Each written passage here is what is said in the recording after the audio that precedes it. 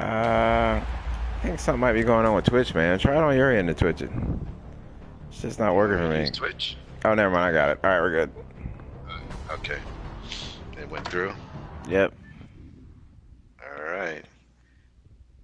Let's see, So we we are are up. live. All right. Welcome to another episode of Chalk Talk. I'm joined by my host, the often imitated, never duplicated, the felonious monk. How in the hell are you? Oh, I'm just peachy, man. A little under the weather, but I'm doing good. Uh-oh. Yeah. Well, first of all, congratulations to you and the Atlanta Falcons organization on securing the number one seed at 14-2 in the NFC and a bye week. So congratulations to you and the Minnesota Vikings for that. And congratulations to those Oakland Raiders for taking care of business Yeah. down that tough stretch. I kind of eased into the bye, but you had to work hard for yours. So it's Yeah. great. Good to see Yeah. that. Yeah. Much respect to the teams we had to play and a big shout out to the Cincinnati Bengals who are the number two seed. And so I think we're going to jump right in. We got some games tonight we want to get to, so we're not going to belabor the points. We're going to jump right into the playoffs, right? Is that our first thing? We're going to start with Let's playoff do it, talk. man. That's what's the hot topic All right right. now is the playoffs. So let's start there. All right, we've got four games on the schedule. We got Houston at Miami, San Diego at Indianapolis, Tampa at Washington, and Dallas at LA. Let's go with the NFC first. The Buccaneers at the Redskins. What do you think is the key? Let's start with Washington. What do you think is the key for the Redskins to beat Tampa? The Redskins have been playing some weird football this year. Um, they've had some serious issues with turnovers. They've had some serious issues running the ball. So they're gonna have to. The thing about B, and because you played him, B Miles plays a pretty conservative, safe game. He doesn't turn the ball over a lot. So if you're turning over against him, you're gonna have a tough time. So the Redskins are gonna need to find a way to run it because he plays some pretty good coverage. He adjusts his coverage well, and they're gonna have to figure out how to run the ball to take some of the pressure off of their quarterback in order to stay in this game. Yeah, I agree. I think from a health perspective, the Buccaneers are healthy. I think is that true? If I Now Cooks is recall, they out. Cooks is out. Cooks has an upper ooh arm fracture. He is out for the entire playoffs. oh no And he got no hurt. He some got might hurt against the Saints of all people. some might wonder why was he in that game? Uh, is that a fair critique that is maybe he should have rested some of his key players? Well, he played. I don't know that at that game. I think there was still an issue about where he was as far as playoff seeding was concerned. That was week what? That was week. Oh, that was week 16. So Yeah, I mean, yeah. So you think technically, if he would have won his last two and I would have lost my last two, he would have won the division.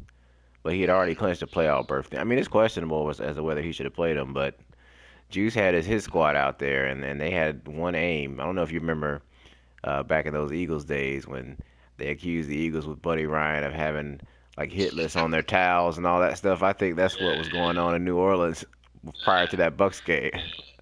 Twenty Yeah, thousand they were dollar calling that bonus. a yeah.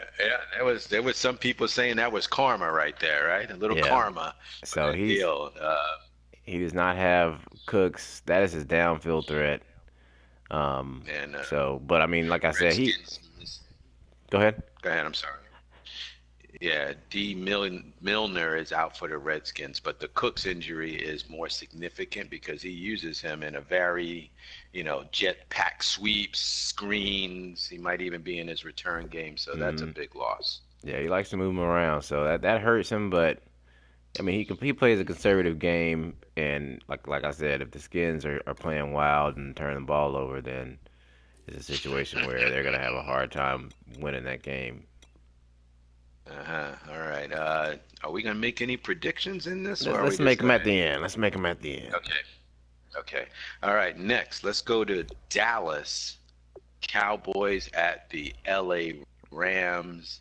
And I don't know if you saw the Rams punch their ticket to the playoffs with the win over the Arizona Cardinals, but that was one of the SML classics. I'm glad we have it on tape and Twitch. I mean, this is why I'm so a big proponent of Twitch. And if we would have missed that game and saw some of the decision making there by the Cardinals, we might not Yeah, have seen that. yeah. I like I said, I want to.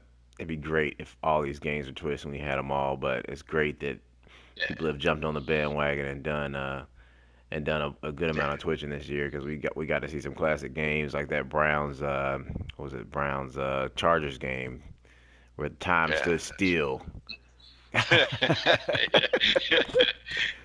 yeah, yeah. But let's talk about Dallas, LA.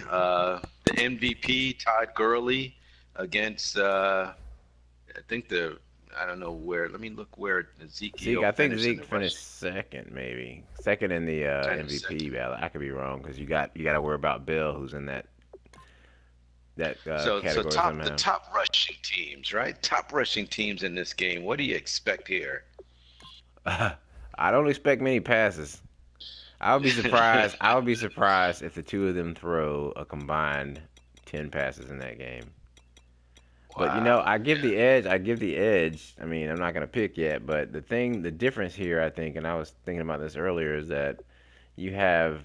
I mean, they both like to run. They're both, like you said, two of the top rushing attacks in the league. The difference is that the Rams are built to shut the run down. So Hmm. it's really, I think, it's really going to come down to at some point, the Cowboys are going to be forced to pass it. And I don't really know much about their passing offense. The last time I looked, they had more rushing yards than passing yards. So that it's going to really come down to, I think, whether I think the Rams are going to be able to run it. But your boy Aaron Donald put some holes in your game plan when you come out there trying to run it. Yeah, yeah. I think the Dallas Cowboys have their work cut out, but you know, I don't know if there's such a thing as a quiet 11-5, but that's exactly what they are. 11-5. I mean, just churning on. Randy Gregory had 8.5 sacks this season. DeMarcus Lawrence 6.5 sacks, and they're getting solid defense from Boris Claiborne with 8 interceptions, and Jalen Smith.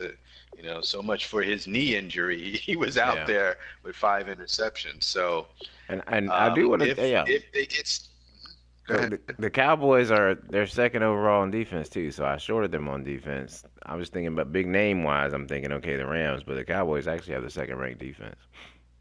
Yeah. So we're gonna, talk about predictions and where we feel this game will go later. But this is the the definition of Smash Mouth against Smash Mouth. So I'm looking forward. This is my kind of game. This is kind of what I'm looking for. All right, let's swing it over to the AFC with the Houston Texans who snuck in. Some are saying doing Mm. my Donald Trump, many people are saying, right? You got to say stuff like that at the Miami Dolphins. I played Uh, neither of these teams, so I'm gonna need the AFC perspective from you on that game. well, we have played the Texans. We have not played Miami at all, and a lot was made of the Miami Dolphins because of all of the wheeling and dealing, and it's really tough to follow who's on their team.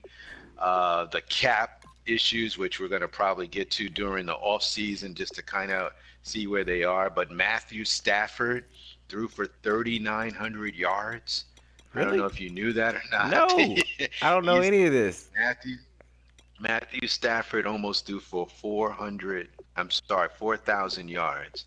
He did throw 20 interceptions with 22 touchdowns, but his rating was 94.4. So that's not, again, when you're not televising games, it's tough to get coverage, but they get in solid, but not game-breaking running from this Nile Davis.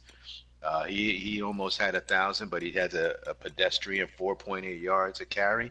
And their leading receiver is this guy named AC Leonard, is a tight end. Yeah, I remember him. So Yeah, and they do have Devontae Parker, and they got J.J. Nelson on the trade, and so these guys are contributing. But on the defensive side, uh, the Dolphins are they're getting it done. It's by committee. Mario Williams, Kendall James, and these guys are not household names, but they're getting it done because of all the trades, right? Hey man, Now, it's a team of nobodies. yeah, and a lot of spending. And now on the Texan side, and I kind of pointed this out to you. I think we were talking off the air that DeAndre Hopkins had 95 receptions, which was almost hit 100, and so he's their go-to guy. And they're not shy about that over there in Houston. But Will Fuller had 73 catches from the rookie, and I think that's tremendous. So they were definitely utilizing a 1 and 2 receiver. I didn't hear much about J.J. Watt this year. I know he was sort of in there with 11 sacks, but I didn't see. I don't know. It didn't seem to be as much as an impact. I don't know if we're going to wake him up for this game, but 11 sacks is decent. But we're expecting more from J.J. Yeah, him and Clowney, I thought they would be close to double digit sacks Yeah, apiece. Clowney yeah, is just kind of sitting there with 3 sacks. I mean, both of them have a good amount of tackles for a loss, but that game is yeah, a toss up. But I mean, the Dolphins are riding such a heat streak. It's gonna be tough for the Texans yeah. going in there. Yeah, looking forward to that one. And then the last but not least is the wild card game with the San Diego Chargers. A 13-3 wild card going to the dome in Indianapolis to play the art of the spread, Indianapolis Colts and Renegade. And I mean, you've played San Diego. I don't know if you played Indianapolis. I I've didn't played play Indy both of this these year. teams. Yeah, I've played both of these teams, and I mean, this is the cream of the crop in the AFC. I mean, it's San Diego. Uh, they don't make any mistakes. They are well prepared.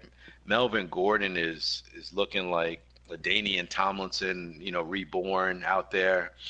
Uh, the quarterback situation is a little unsettling. I mean, you don't know if it's Rivers or Bryce Petty. I mean, it's game to game who they're going to use, but they spread it around there. It's a team effort out there in San Diego. So I think that's going to be a tough order. They are a top-rated defense in the AFC, but then the spread that Indianapolis poses is formidable. I mean, it's full attack. They get the ball down the field in 20-yard chunks. So this is a tough game to call. This is a real tough one to call. Yeah, I've seen games from the Colts. I've played the Chargers. Um, they're two of the best passers we have, two of the best offensive coordinators we have. So to see those two battling it out, it's gonna be awesome. And we'll see who can play some defense. Yeah, I mean T.Y. Hilton has a 21-yard per average catch, and Dante Moncrief has 20. So that just goes to show you when these guys are catching it's two first downs. It's two Yeah, first downs when these guys get the ball, and 17 touchdowns to Hilton. So he's definitely the guy that you want to focus on if you're a defensive coordinator. But that's just me yeah. talking. You're the expert on that matchup. You're the expert on it. I've seen tape, but your hands-on experience is probably the best perspective you're gonna get playing the Chargers twice and the Colts down the stretch too when those games really matter. So Yeah, yeah. So let's go get some predictions here. Buccaneers at the Redskins. Who do you like? I like the Bucks. I Hmm. just don't. The Redskins are not supposed to be where they are this year. They're lacking on talent. They don't. They just really they've struggled on. They've been very inconsistent on offense. I kind of know what I'm gonna get from B Miles. It's gonna get solid play. You're not gonna get a lot of turnovers. So I gotta go Bucks in that matchup. Yeah, I do too. I think if Keith Marshall can can make some things happen with some big plays. Washington can hang around, but I'm just unsure of what we're going to get from Kirk Cousins. Um, I see 20 interceptions on Kirk Cousins, and media is going to take some hits. Oh, you didn't pick me, but I'm just looking at the stats. When I see 20 interceptions, that's a lot of interceptions to be thrown. And to your point, the Buccaneers are a very careful, methodical team, and they're going to play this playoff style, tournament style, and I just can't see them making any mistakes. And the playoffs is about making mistakes and not and Yeah, minimizing those. I trust I trust the Bucks to play a mistake-free game more than I trust the Redskins to. So that's what that Yeah, comes I down think to. I picked the Bucks to win that game, maybe 21-13, something like that. 21-13. All right, let's go to the Dallas Cowboys and the LA Rams. Hmm. Man, that game is so hard to predict. Yeah. Um, I actually haven't played the Cowboys. I've seen a couple of their games. Um, I'm gonna go with the Rams. I'm gonna go with the Rams. I feel like that the Cowboys are gonna have a difficult time running the ball. Aaron Donald is as disruptive a player as you're gonna see, and they're gonna be put in situations where they have to pass. And I just don't, I don't have confidence in that passing attack. Hmm. Hmm. Tony Romo only Yeah. had 2,400 yards, 21 TDs, 20 interceptions. I don't have confidence in it. Yeah. It was. This is, if it's a smash mouth game, you're talking about possessions, and if each coach is marching up and down the field, you're right. If it comes down to the passing game, is Goff going to outplay Romo? I mean, You know. I don't think he will. I don't think. I mean, both of them struggle passing. Both of them struggle passing. Um, I Mhm. just feel like the Cowboys are going to be put in situations where they have to pass more than the Rams are going to be. Yeah, and can can Bryant can Bryant make those big plays against the Rams secondary and the Ram? That, As you said, that front yeah. four is serious. Yeah. The Rams, the Bryant will have opportunities to make plays against them, and I think he can. But um, I don't know, man. Playoffs, people are gonna be tight. People are gonna be running. I got my money on Aaron Donald. I got Rams 17-14. Yeah, I'm gonna pick the Rams in this one. I think it's a 1 point game. It could come down to a field goal. The game's in LA, so fans will be fired up. I'm picking LA in this one. It's a close one. All right, let's go to Houston at the Miami Dolphins. I'm going to start off here with, uh, playing the Texans. The Texans have a wide open style, and they're going to get the ball down the field. They're going to be aggressive. Can the Dolphins control Hopkins and Fuller and Lamar Miller, who's also has 40 catches himself out of the backfield, and Braxton Miller's also been getting involved. Uh, I'm going to believe it or not, I'm going to take the Texans in this one. And then the reason I'm going this way is I haven't seen enough of the Dolphins. I just don't know what I've only maybe seen one game, so it's hard to pick them because I'm not really sure what they're doing. So it's more of I'm knowing more about how the Texans go about it and what I'm seeing statistically with like I said, those turnovers coming out of Stafford, J.J. Watt and the gang, I think is, I just feel that the Texans are maybe a field goal better. Yeah, this like I said, this one's hard for me to pick just because I haven't seen um, much out of the Dolphins. But the Dolphins ended the season on a 7 game win streak. They're hot. They have to be coming into this game confident. Hmm. So I'm gonna go with the Dolphins on this one. Close game though. I don't expect it to be a blowout, but I got to roll with the Dolphins just to ride that hot streak. They got hot at the right time, and now they're rolling into the playoffs with some confidence. So we're gonna roll Dolphins. Okay. And last but not least, and this is probably the game that we're going to see in about maybe 20 minutes or so, the Indianapolis Colts playing the San Diego Chargers. This one is a tough tough one because I do play the Chargers twice, and we don't need them any more angry at me than need be. And the Colts, they have a wide open style. I just played them both recently. Um, I don't know if you realize these two played each other early in the season. The Chargers won that game 35-31. I did The not know that Colts they had a played. 17 Yeah, they did. The Colts had a 17-point lead in that game and had the Chargers come back on them. So, um, Wow, I yeah, interesting. yeah. So that was if you look at it from the Colts perspective, they're like, hey, we should have had that one because we let Right. one get away. And the Chargers are saying, hey, we came back, but 17 points in the fourth quarter, no less. This happened. The What fourth week was quarter, that they came game? back. Week I three. believe It's that so was hard to week. tell anything Yeah. from games that happen that early in the season. Yeah. Um, but Philip Rivers was sensational in that game. 421 yards, three TDs, no interceptions. Yeah. Um, that's gonna. Well, who do you pick? I want to know who you pick because you're the one who's played both of them. Uh, I'm always going to go with the better defense. I think the playoffs are about defense. I think um, I think the Chargers are, back to what we said about the Buccaneers. I just think that they play a low risk style, and and here's the question: if they can they stop the spread offense? If it gets ahead of them too much, and it could be a snowball effect. The Colts are feast or famine, and once they get rolling, I'm telling you, it's a difficult thing to stop that spread offense that they run. It's not easy. Uh, I'm just going to go with the defense here.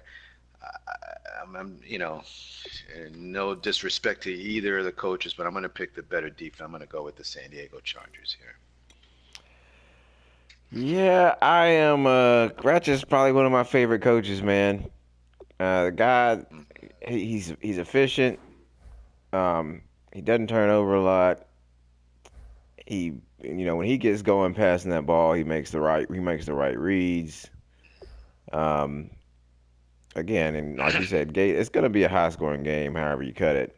And then lately, it looks like Ratchet's been able to run the ball a little bit too. So, in a nail biter, I'm gonna go with the Chargers too.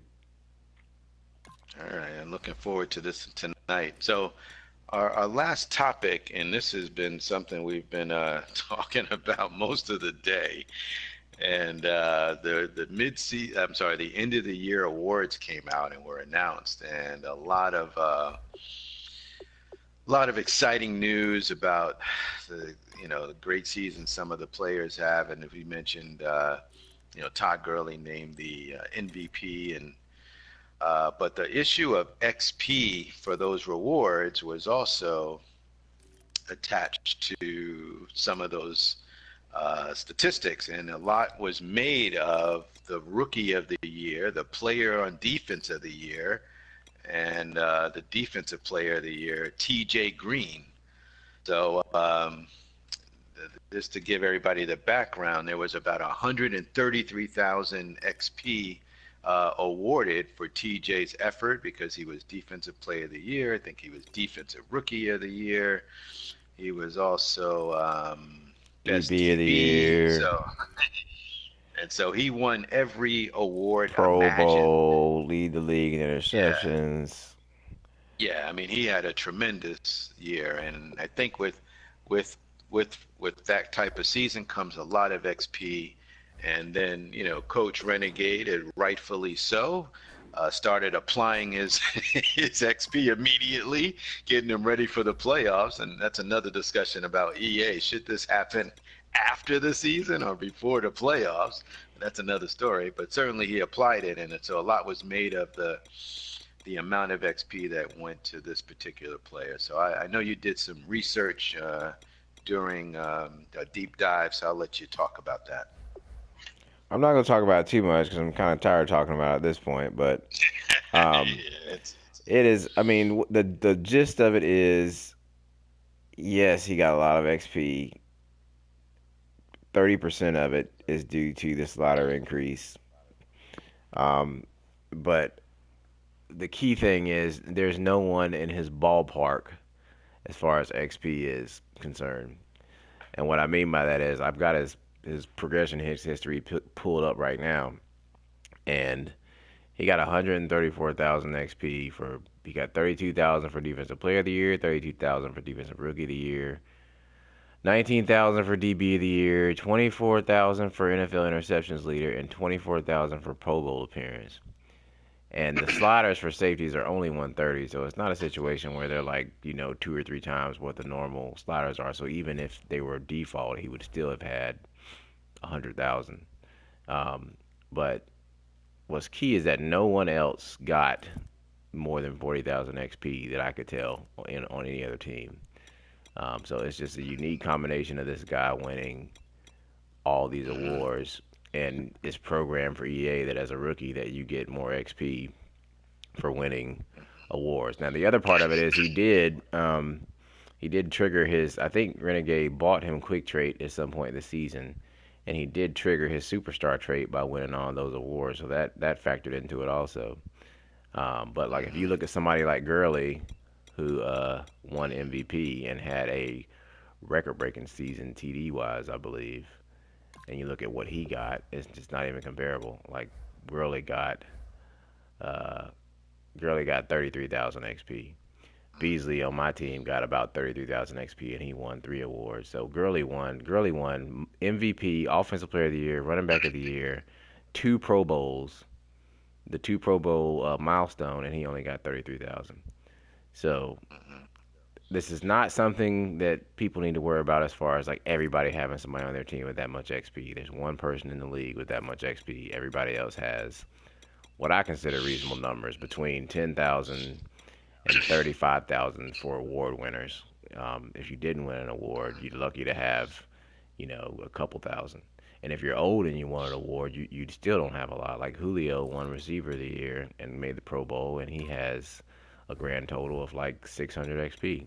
So I must Yeah, yeah, reinforce to yeah. you guys that Mm. uh, rookies who win awards will get a lot of XP very quickly.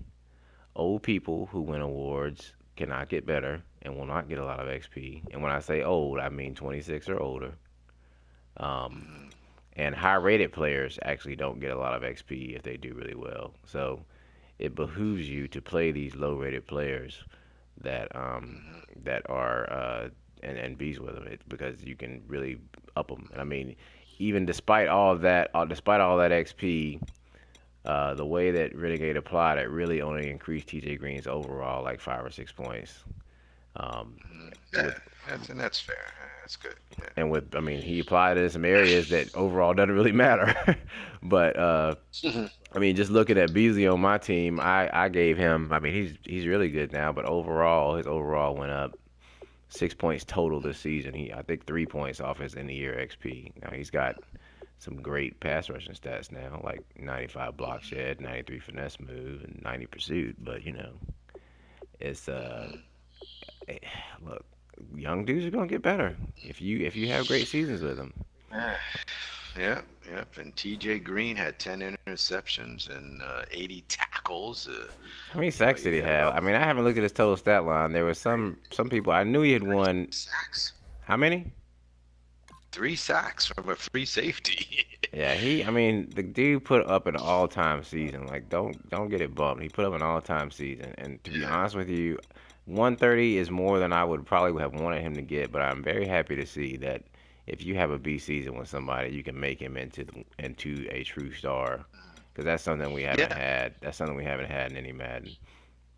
yeah, yeah, yeah. I agree. I think it's a good thing. I think that I had no issue with the amount of XP. I mean, yes, it's a little high, but just the speed disparity was the only thing, and I think we looks like we've Yeah, taken I care of addressed that. that, and just to let everybody know, if there's a pin post in the SML.